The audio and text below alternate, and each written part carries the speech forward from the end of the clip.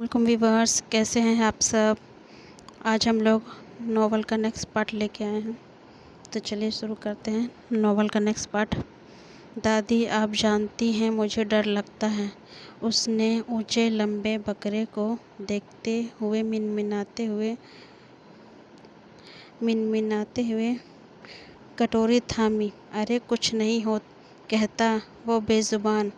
आरिफ, ऐसा करो, मजबूती से इसे पकड़ो।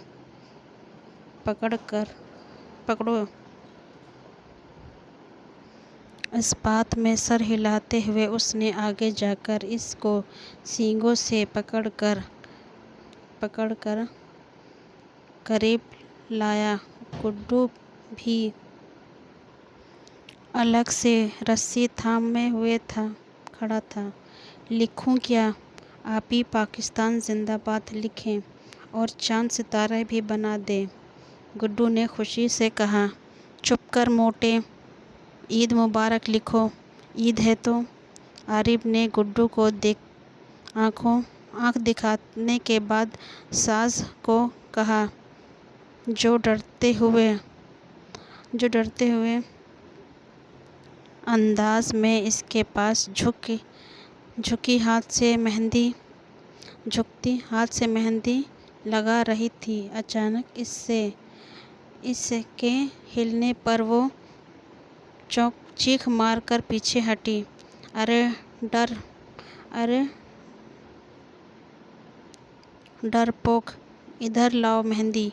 इसके हाथ से मेहंदी लेकर आरिफ खुद उसे लगाने लगा। वो शुक्रिया अदा करती रूम में भाग गई। आजसी रंग के स्टाइलिश से फ्रॉक और चूड़ीदार पजामे पहने लाइट से मेकअप में वो बेहद प्यारी लग रही थी। आम दिनों से हटकर तो आज इसकी छवि ही निराली थी। गहरे काले बालों को भी हाफ क्लेचर में बांधे पुश्त पर फैला रखे थे। सूट के साथ का हमरंग दुपट्टा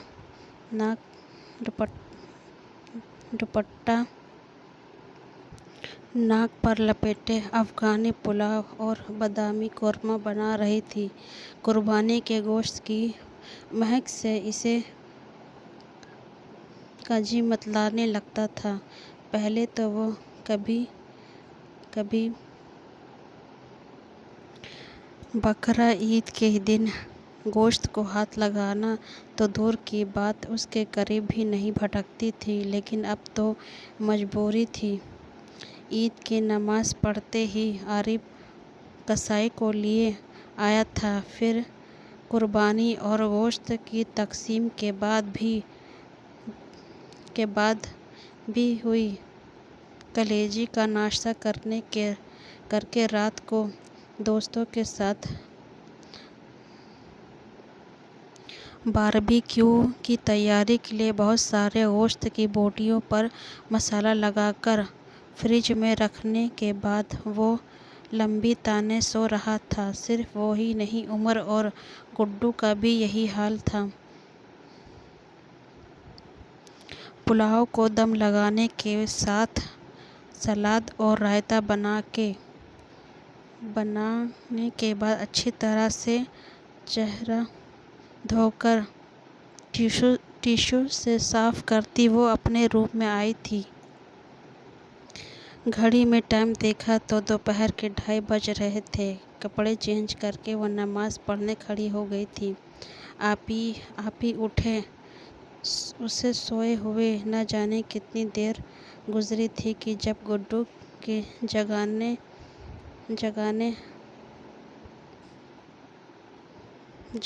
पर कुछ नींद से उठी थी। अब क्या मसला है गुड्डू? मुंदी आंखों से उसे देखते हुए वो करवट बदल कर फिर लेट गई थी। आप ही उठे ना, खाला और खालू वापस आ गए हैं। कौन खाला और खालू? वो गायब दिमागी से बोली। ओफो आपी, आबी भाई के अम्मी अब्बू का कह रहा हूँ। वो ड्राइंग रूम में बैठे हुए हैं, अब जल्दी उठें। इसकी नींद भग से उड़ गई थी। झटके से वो उठ बैठी। कब आए? थोड़ी देर पहले। और आपको बताया है शायद? हमारे घर आए हैं। दादी कहाँ हैं? बालों को जोड़े में लिपटते हुए उसने जल्दी से बेड से उतरकर चेहरा देखा और पैरों में स्लीपर अड़सती हुई पूछा, दादी और आरिफ भाई भी वहीं हैं? मुंह पर पानी के छींटे मारकर बालों में ब्रश करके सोफे से दुपट्टा उठाते हुए वो दो ड्राइंग रूम में आई थी। अस्सलाम वालेकुम। सबने ही इसकी तरफ देखा था। मरकज़ी निगाह बने हुए वो पज़ल हो गए थे। वालेकुम अस्सलाम बेटा। मिर्ज़ा साहब ने शगुफ़्ता से उससे सर पर हाथ फेरा था। हज की सआदत बहुत मुबारक हो आपको। बहुत शुक्रिया बेटा। आरिफ की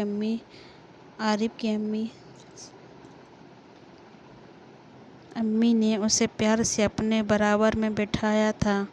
कैसी है मेरी बेटी? और ज़्यादा तंग तो नहीं किया आरिफ ने? उसने पलक उठाकर अपने अब्बू के साथ बातें करते आरिफ को देखा था, जो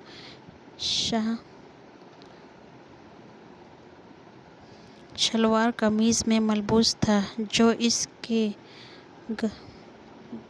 गंधमी रंगत पर काफ़ी जच रहा था। हल्के ब्राउन बाल हमेशा की तरह माथे पर बिखरे हुए थे। इसकी सारी तवज्जो मरकज़ मिर्ज़ा साहब की तरफ थी, लेकिन वो जानती थी वो जितना बेनियाज बन रहा है उतना है नहीं। इसके कान इसकी तरफ ही लगे थे। दिल में जाने कैसी हलचल सी मची थी। ज़्यादा नहीं, लेकिन जानता हूँ पहले करता था उतना ही किया है। सास के कहने पर वो हंस दी थी। माफ़ करना बेटा, लेकिन तुम तो जानती हो ये किस कदर ढीठ है। हालांकि मैं इसे ताकीद करके गई थी कि तुम्हें तंग ना करे।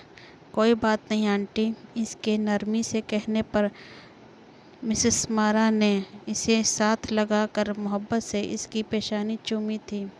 अब तो आप मेरा इंतज़ार ख़त्म करें अम्मा, ताकि मेरे घर में भी रौनक लग जाए। नहीं, उन्होंने दादी को मुतवज्जा करते हुए कहा, मैं तो बस तुम्हारे वापस आने का इंतज़ार कर रही थी। खैर से अब तुम दोनों आ गए हो तो अब चाहो ले जाओ, मुझे कोई एतराज़ नहीं। दादी मुस्कुराते अंदाज पर उसने हैरत से उनको देखा था। आरिफ ने मुस्कुराहट दबाकर इसके हैरान चेहरे को देखा था। अम्मी दादी हमारी शादी की बात कर रही हैं सास, लेकिन देखो अब तुम मुझे डांटना बंद करो। अब क्या मैं शादी के बाद तुमसे डांट सुनते हुए अच्छा लगूंगा?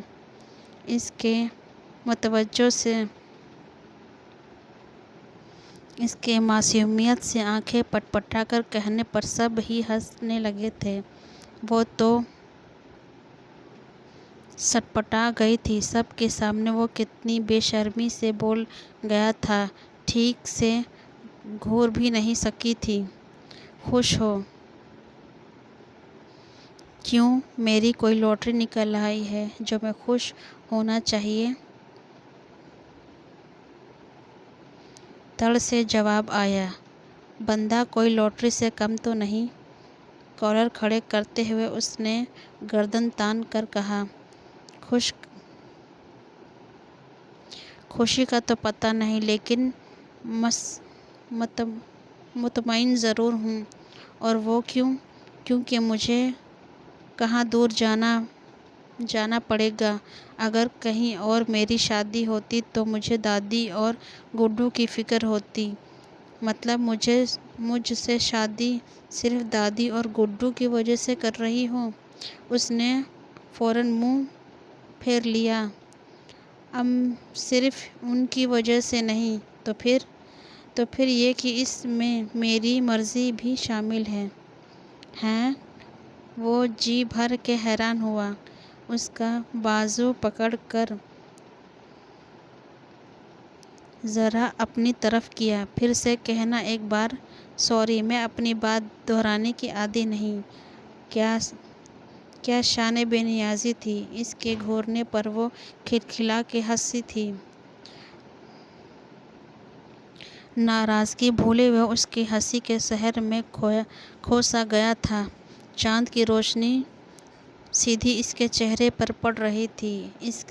इसके एक टिक देखते रहने पर सास की पलकों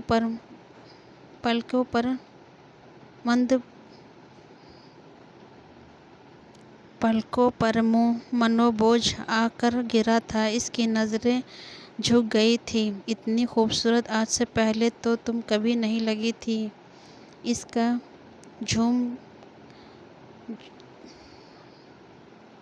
इसका झूमर ठीक करते हुए आरिफ ने खोए हुए अंदाज में कहा, देखने का अंदाज जो बदल चुका है। अपनी मैक्सी संभालती वो जानने के लिए मुड़ी थी। तभी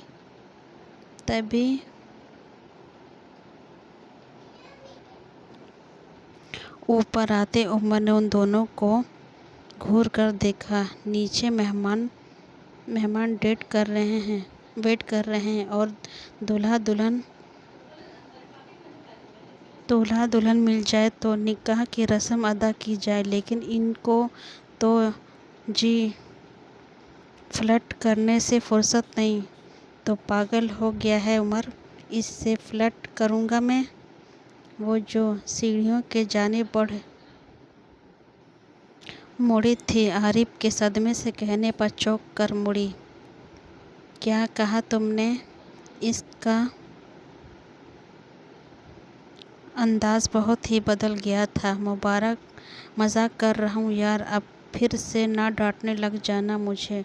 डरने की एक्टिंग करते हुए वो मुंह बसोर कर बोला। इसको घूरते वो नीचे चली गई थी। तभी पीछे उन दोनों का कहकहा गूंज रहा था। ख़त्म शुद्ध। नॉवल अच्छा लगा हो तो लाइक, सब्सक्राइब, कमेंट ज़रूर करें। Thank you so much. अल्लाह हाफिज़।